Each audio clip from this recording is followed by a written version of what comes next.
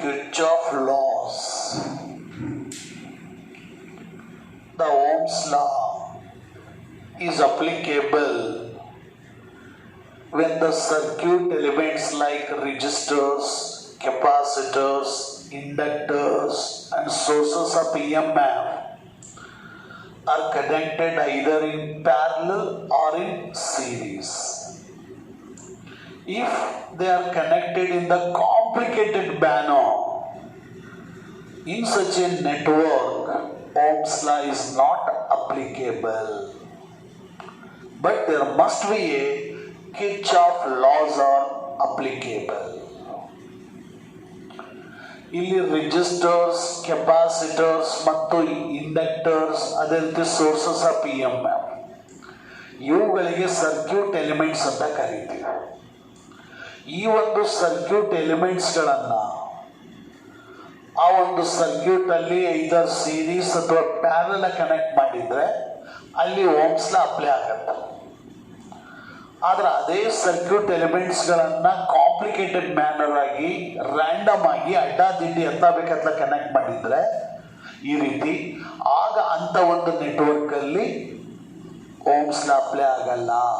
ಅಲ್ಲಿ Kirchhoff ಲಾಸ್ಗಳು apply ಆಗ್ತವೆ.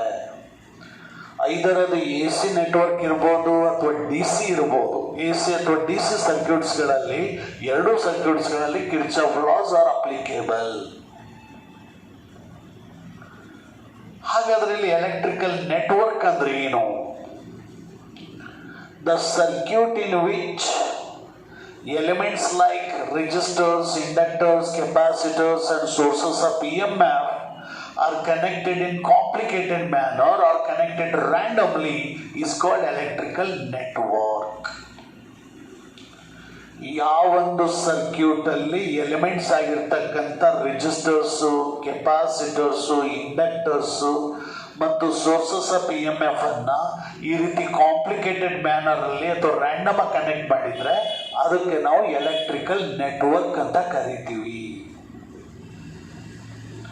The point at which two or more conductors meet in the network is called electrical junction or electrical node.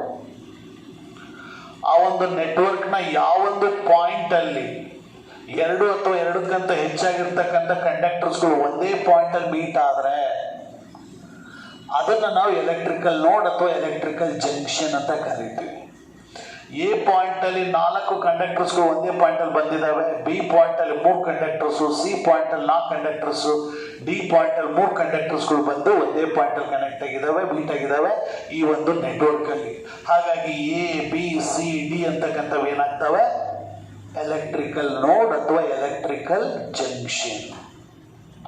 ಹಾಗೇನೆ closed path for the current in the network is called electrical mesh ಅಥವಾ electrical loop. Current pass ಆಗ್ಲಿಕ್ಕೆ ಇರ್ತಕ್ಕಂಥ ಈ ಒಂದು closed path ಅನ್ನ ನಾವು electrical network ಅಥವಾ electrical mesh ಅಥವಾ ಎಲೆಕ್ಟ್ರಿಕಲ್ ಲೂಪ್ ಅಂತ ಕರಿತೀವಿ. ಸೊ ಈ ಒಂದು ಪಾತ್ ಅಲ್ಲಿ ಕರೆಂಟ್ ಪಾಸ್ ಆಗುತ್ತೆ ಈ ಲೂಪ್ ಒಳಗಡೆಗೆ, ಇದು ಒಂದು ಎಲೆಕ್ಟ್ರಿಕಲ್ ಲೂಪ್ ಅಥವಾ ಮೆಶ್ ಆಗುತ್ತೆ, ಇದು ಸಹಿತ ಒಂದು ಲೂಪ್ ಅಥವಾ ಮೆಶ್ ಆಗುತ್ತೆ, ಇದು ಸಹಿತ ಎಲೆಕ್ಟ್ರಿಕಲ್ ಲೂಪ್ ಅಥವಾ ಮೆಶ್ ಆಗುತ್ತೆ, ಇದು ಸಹಿತ ಒಂದು ಮೆಶ್ ಅಥವಾ ಲೂಪ್ ಆಗುತ್ತೆ. ಅಂದ್ರೆ ಇವು closed path for the current in the network. ಹಾಗಾಗಿ ಇವುಗಳಿಗೆ ನಾವು ಲೂಪ್ ಅಥವಾ ನಾವು ಮೆಶ್ ಅಂತ ಕರಿತೀವಿ. ಇಲ್ಲಿ 2 ಕಿರ್ಚಾಫ್ ಲಾಸ್ ಇದೆ. ಫಸ್ಟ್ ಲಾ ಅಥವಾ ಅದಕ್ಕೆ ನಾವು ಕಿರ್ಚಾಫ್ ಕರೆಂಟ್ ಲಾ ಅಂತ ಕರಿತೀವಿ, KCL. ಎರಡನೇದು ಸೆಕೆಂಡ್ ಲಾ ಅಥವಾ Kirchhoff voltage law, KVL.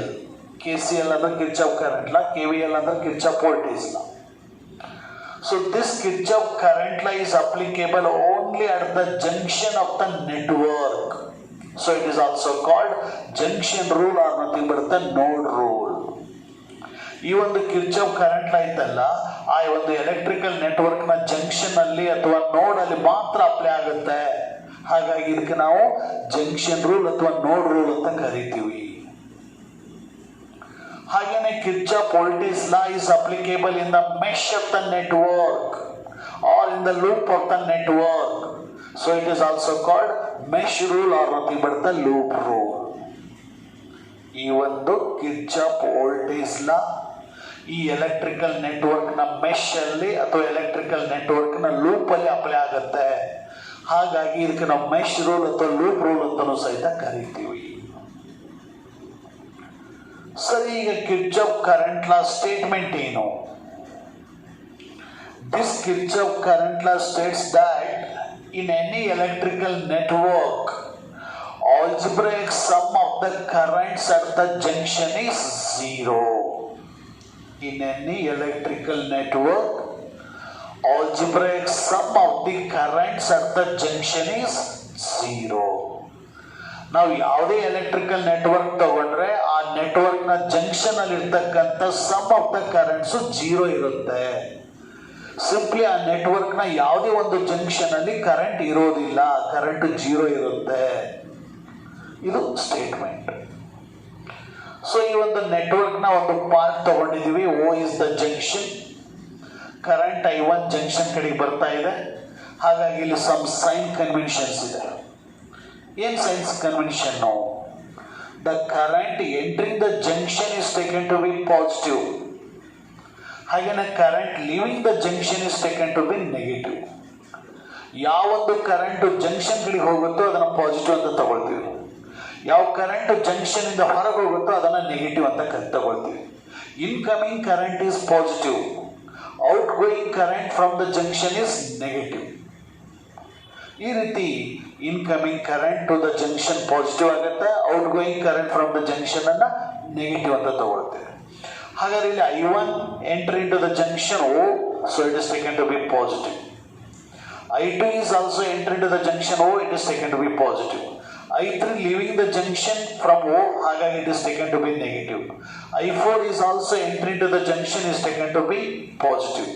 I5 is leaving the junction, so it is taken to be the negative. Is equal to 0. 0 ಅಂದ್ರೆ current at the junction is 0. ಈಗ positive ನ ಒಂದ್ ಕಡೆ ಮಾಡ್ಕೊಳ್ತೀವಿ, ನೆಗೆಟಿವ್ ಅನ್ನ ಒಂದ್ ಕಡೆ ಮಾಡ್ಕೊಳ್ತೀವಿ. ಆಗ I1 plus I2 plus I4 minus common ತೆಗಿತೀವಿ. I3 plus I5 is equal to 0. ಹಾಗಾಗಿ I1 plus I2 plus I4 is equal to I3 plus I5. ಹಾಗಾದ್ರೆ I1 plus I2 plus I4 ಅಂದ್ರೆ ಏನು? I1 plus I2 plus I4 ಅಂದ್ರೆ sum of the currents entering the junction. ಹಾಗಾದ್ರೆ I3 plus I5 ಅಂದ್ರೆ ಏನು? Sum of the currents leaving the junction. ಹಾಗಾದ್ರೆ ಎರಡು ಏನಾಗಿದ್ದಾವೆ? ಈಕ್ವಲ್. ಹಾಗಾಗಿ ಅನದರ್ ಸ್ಟೇಟ್ಮೆಂಟ್, ಇನ್ನೊಂದು ಸ್ಟೇಟ್ಮೆಂಟ್ ಅನ್ನು ಸಹಿತ ಹೇಳ್ತೀವಿ. ಏನದು? Sum of the currents entering the junction is equal to sum of the currents leaving the junction.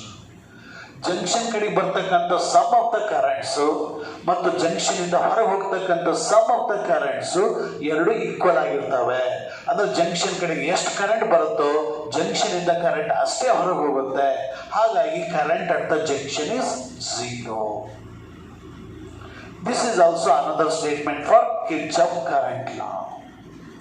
ಹಾಗಾದ್ರೆ ಇಲ್ಲಿ current I is equal to Q divided by T. Flow of charge divided by time taken is nothing but the current. So current charge Q is equal to I into T. ಆ current ಮತ್ತು time ಅನ್ನ multiply ಮಾಡಿದ್ರೆ charge ಸಿಗುತ್ತೆ. ಹಾಗಾಗಿ current at the junction 0 ಇದೆ ಅಂತಂದ್ರೆ charge is conserved. Charge is also 0 at the junction. ಅಂದ್ರೆ this Kirchhoff current law signifies the law of conservation of charge. This law signifies the law of conservation of charge. ಆ ಒಂದು ಲಾನ ಈ ಒಂದು Kirchhoff current ಲಾ ಹೋಲ್ಸ್ಕೊಂಡು ಮಾಡುತ್ತೆ. ಹಾಗಾಗಿ current at any junction at any point is 0.